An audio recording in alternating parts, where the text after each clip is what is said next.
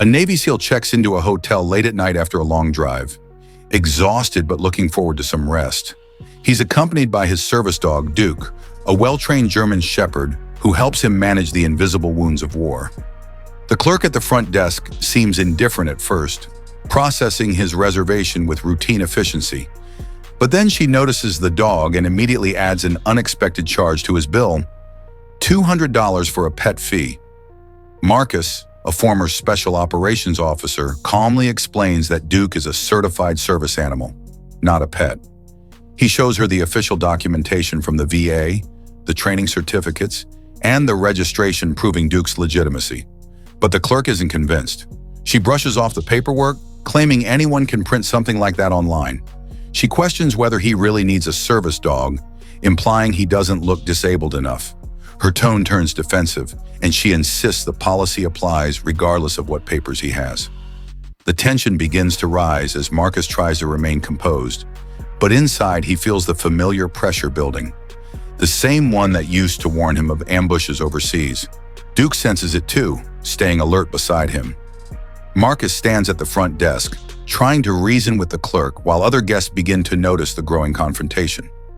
A businessman waiting for the elevator glances over, curious.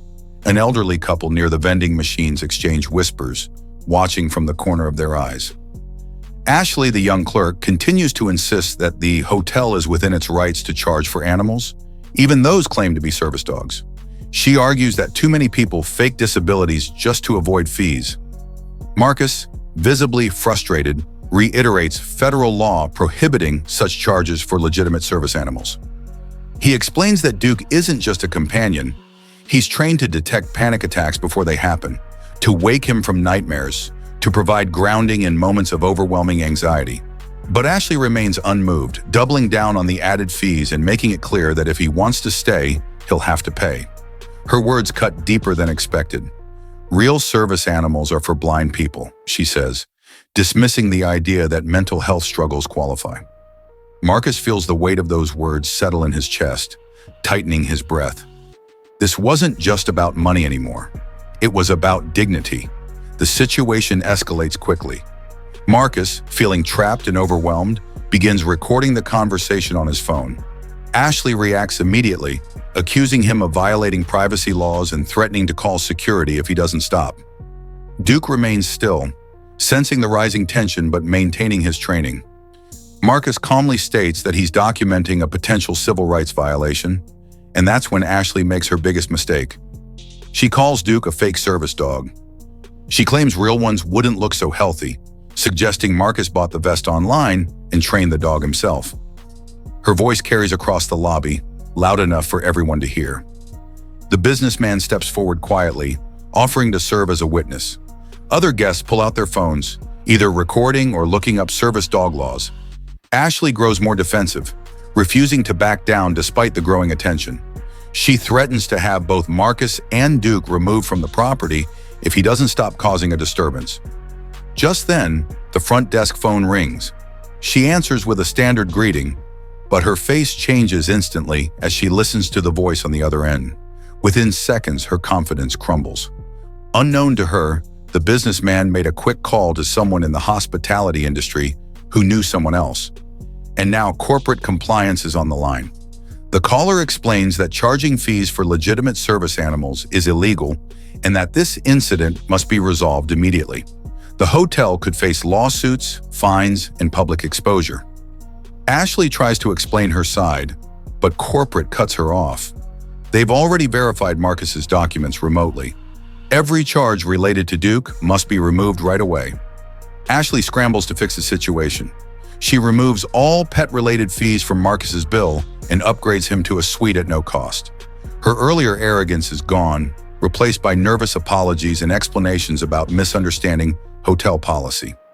She offers complimentary breakfast, late checkout, anything to prevent further complaints.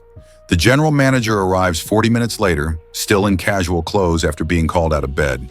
He personally apologizes to Marcus, explains that Ashley will receive immediate ADA compliance training, and provides his direct contact information for future stays. Second, the manager also offers to cover Marcus' wedding gift expenses as a gesture of goodwill. More importantly, the incident triggers system-wide policy changes across the entire Hampton Hills chain.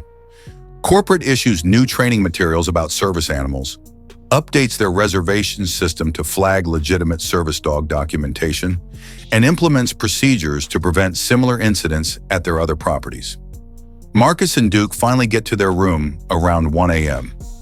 Duke performs his usual security check, sniffing corners and exits before settling beside the bed. For the first time in hours, Marcus feels his anxiety start to ease. Duke's presence, combined with knowing he stood up for himself and other veterans, helps him relax enough to consider sleep.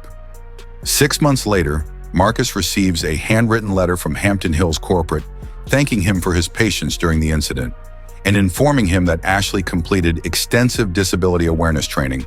She has since become one of their most knowledgeable employees regarding service animal accommodations, and even wrote a personal apology included with the corporate letter. The real victory isn't the upgraded room or corporate apologies.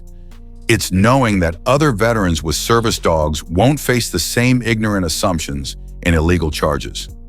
Marcus's willingness to document the incident and push back against discrimination created changes that ripple beyond his own experience. Duke continues to be his anchor in civilian life, detecting anxiety attacks before they start and providing the steady presence that makes normal activities possible. The dog doesn't care about corporate policies or federal laws. He just knows his job is to keep Marcus safe and functional. Sometimes standing up for what's right isn't about winning or getting revenge. It's about education, about helping people understand that disabilities come in many forms and that service animals aren't pets with fake documentation. They're highly trained partners, helping veterans navigate a world that doesn't always understand the invisible wounds of war. If you found this story powerful, don't keep it to yourself. Hit that like button, share it with others, and make sure to subscribe for more real-life stories that matter. Let us know in the comments. Do you think hotels should face stricter regulations when it comes to service animals? Have you ever encountered a similar situation? We want to hear from you. And if you enjoyed this deep dive into a moment that changed lives, ring the bell so you never miss another impactful story. This is more than just content. It's awareness, it's justice, and it's about making sure people like Marcus and Duke are treated with the respect they deserve. See you in the next one.